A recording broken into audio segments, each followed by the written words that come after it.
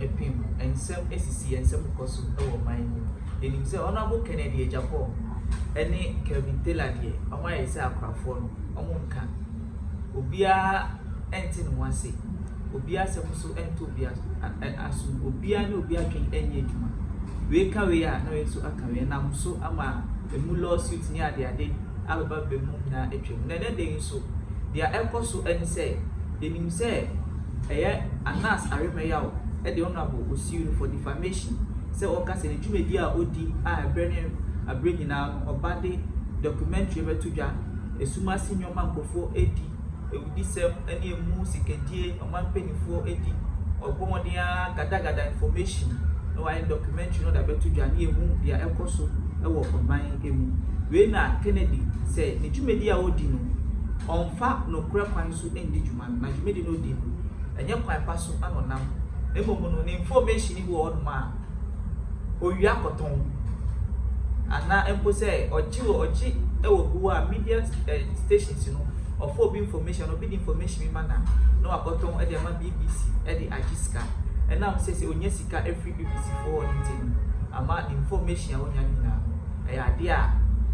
owia ana se bia obi demand information ana documentary bi onya na se akoton no de agiska nti we nyina na se dwumedi a eye ana sarema yawo edim beka se endimu ye enye 100% ne momo no katahye ne sepoye e wo bebi efa bi e wo dwumedi a odi we na na musuma ana se shiu no endra no muhie mu no obi ade ni nsem betu we ma court frere honorable Kennedy Japan begina court adaka mu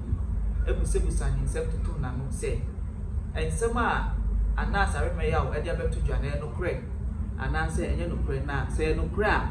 ni information one evidence a owo e wo hifa ano onu so pay mu catch your court say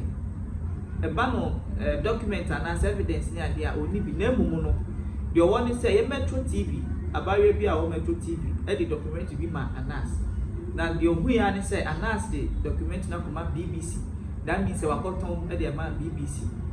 it's the no that was July 10 July 2018 ebe ọkọtị na Dūmp dị nse nse atutu dwa ana o say sana Anas edi information ekoton enti no say girl no e ka share no that means say sana Anas sa nso no nso the TV station and tune so sana Anas maybe sa no young documentary bi so ekoton e de ma na tu na mo no pass evidence say the crime se sia de en crime wo se sia na mo no owo en crime sana so evidence e da fi enti no we ma court etu nsem ahye da ana so metu ahye da enu ama ene dey so Kevin Taylor enso na no abetu asem nu bi say honorable Kennedy Japan oye Dūmp MP adenti na betimi akogina court na yakọ odenti na betu dwa say ni ama obi issue for defamation abegina court honorable muwa agina court adakemu na yekusa wa wo say who need evidence e wo ho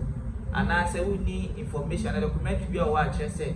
document ya da wo che say and some now can no dey back no document no say ma mra obetime produce document about in bia o kan nti ama wa be di Kennedy mu from so di no ya o ye Dūmp MP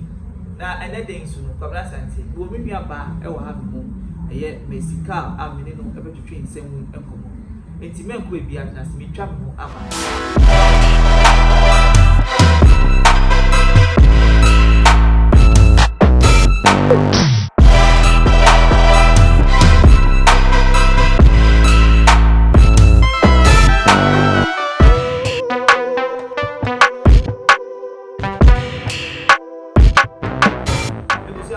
na me ma kwa babio e de ba Xposed na me ka o se subscribe ya subscribe na like na share se ne be ya do phone so apeso mu program no mu so mu no mu tie de ekoso e wo Ghana man na ye nsemre no ye bi ko ye ba mesika mu akwa ba Xposed ye ya be ma ne jo so be bi na ni so afa ho ya do mo e de radias na e hwe nsemre ekoso wo Ghana mu so yitie mu bi ti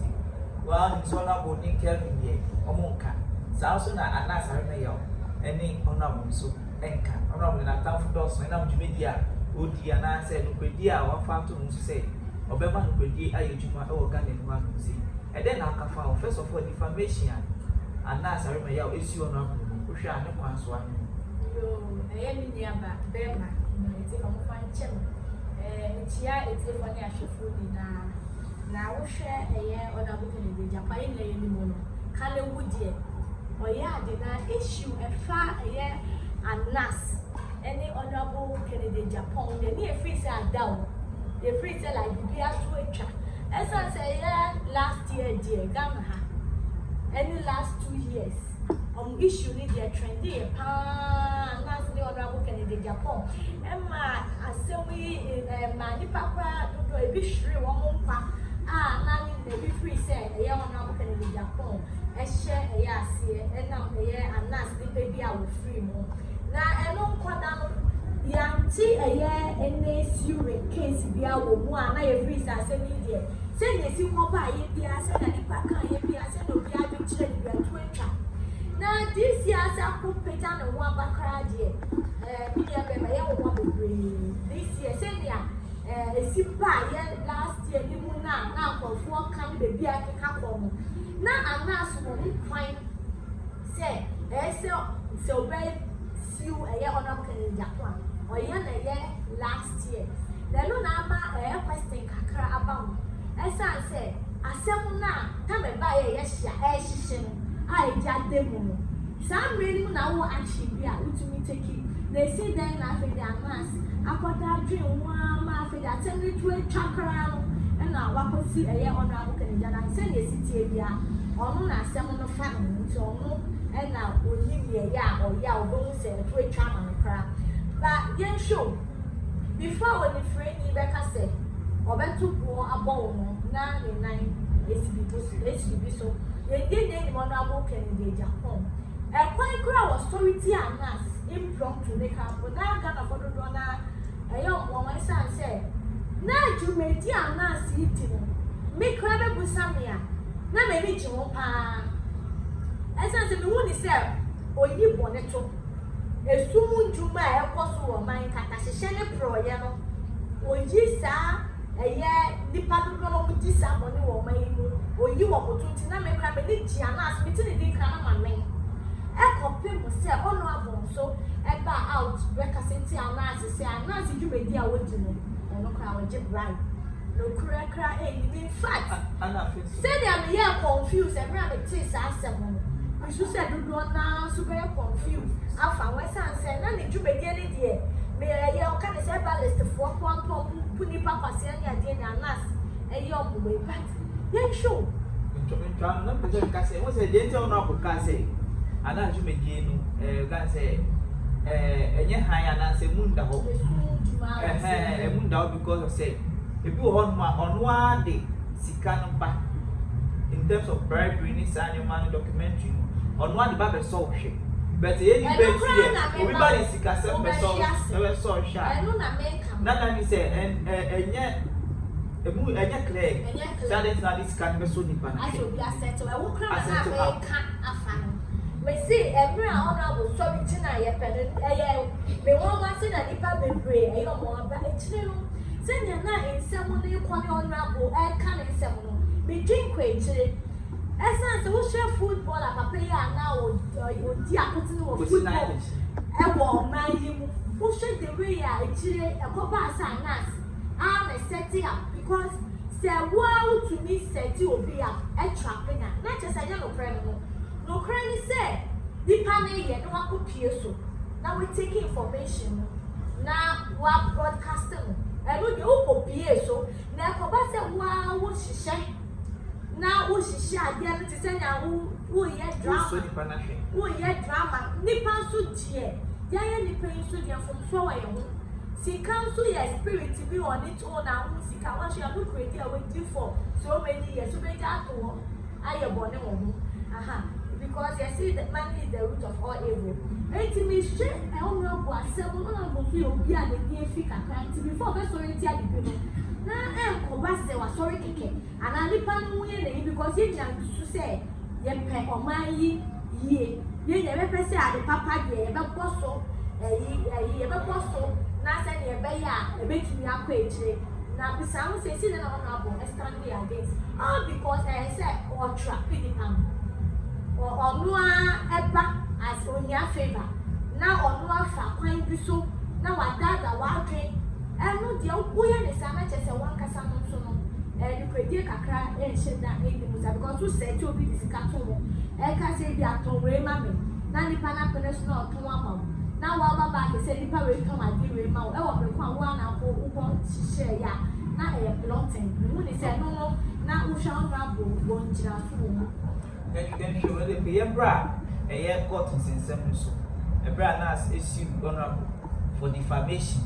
Honorable Casse, Anas, Casse, honorable say, Jumedia Odi or Jim before documentary now. No, I got on my BBC, Eddie Ajiska. Na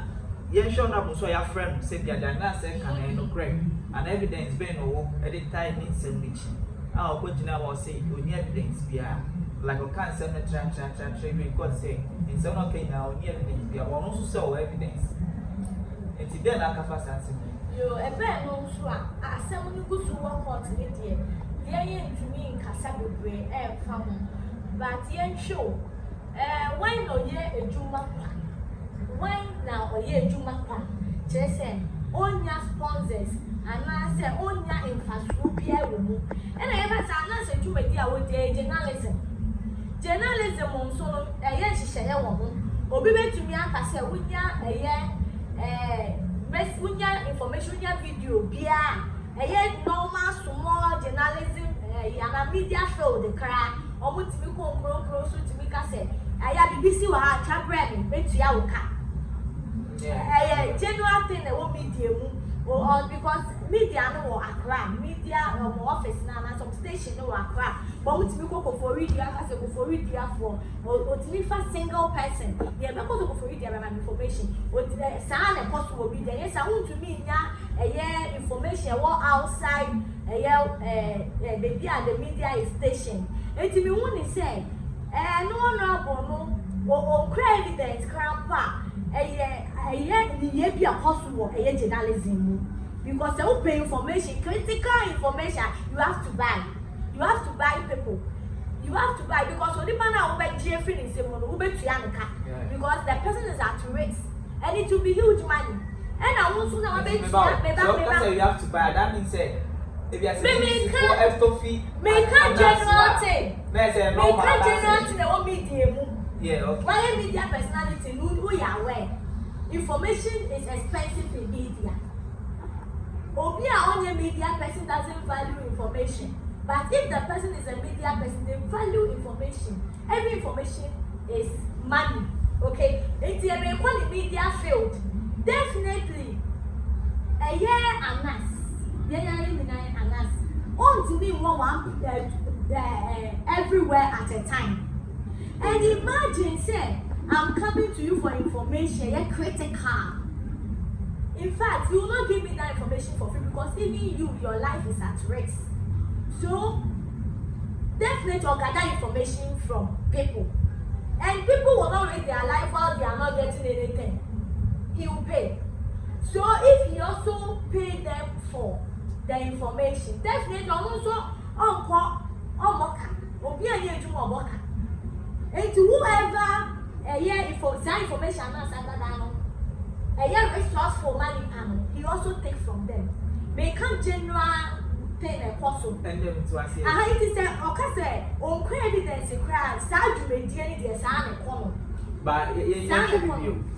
they are kind of find information because the honorable crowd, a year can say, or a year